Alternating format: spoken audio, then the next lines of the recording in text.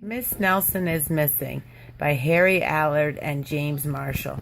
Narrated by Sydney and Stephanie.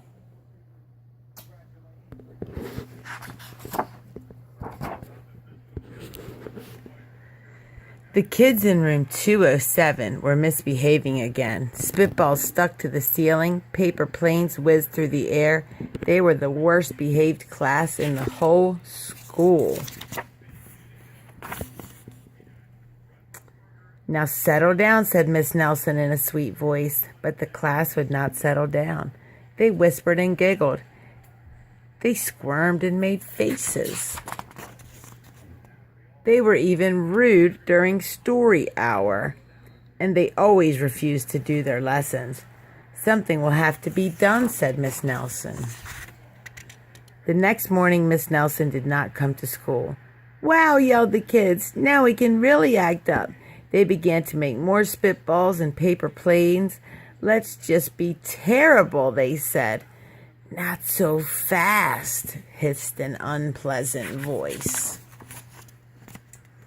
A woman in an ugly black dress stood before them. "I am your new teacher, Miss Viola Swamp," and she rapped the desk with her ruler. "Where is Miss Nelson?" asked the kids.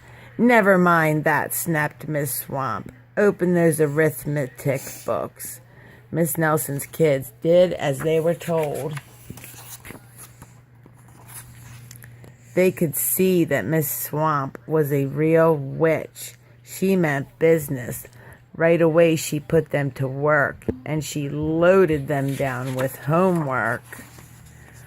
"We'll have no story hour today," said Miss Swamp. "Keep your mouth shut," said Miss Swamp. "Sit perfectly still," said Miss Swamp. "And if you misbehave, you'll be sorry," said Miss Swamp. The kids in room 207 had never worked so hard. Days went by and there was no sign of Miss Nelson. The kids missed Miss Nelson.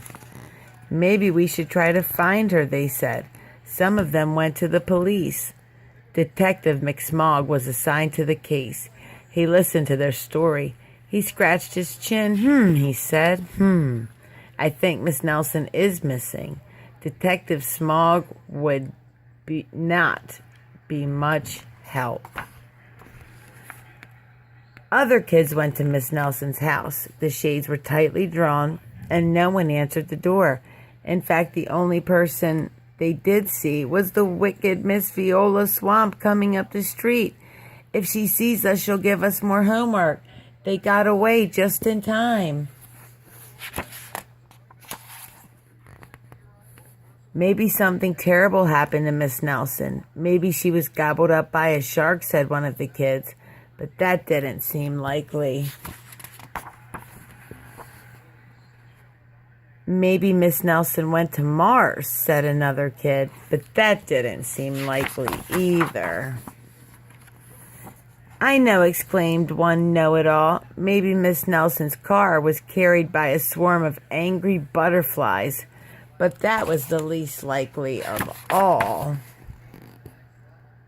The kids in room 207 became very discouraged. It seemed that Miss Nelson was never coming back, and they would be stuck with Miss Viola Swamp forever. They heard footsteps in the hall. "Here comes the witch," they whispered. "Hello, children," someone said in a sweet voice. It was Miss Nelson. "Did you miss me?" she asked. "We certainly did," cried all the kids. "Where were you?"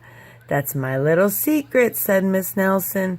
"How about a story hour?" "Oh, yes," cried the kids. Miss Nelson noticed that during story hour no one was rude or silly. "What brought about this lovely change?" she asked. "That's our little secret," said the kids. Back home, Miss Nelson took off her coat and hung it in the closet, right next to an ugly black dress. When it was time for bed, she sang a little song. "I'll never tell," she said to herself with a smile. P.S. Detective McSmog is working on a new case. He is now looking for Miss Viola Swamp. If all teachers looked as goofy as Miss Marshall makes these two, the earth would never again have truancy problems. The New York Times. Thanks for watching. The end. And please subscribe to our channel for more videos. And tell us what you want to watch.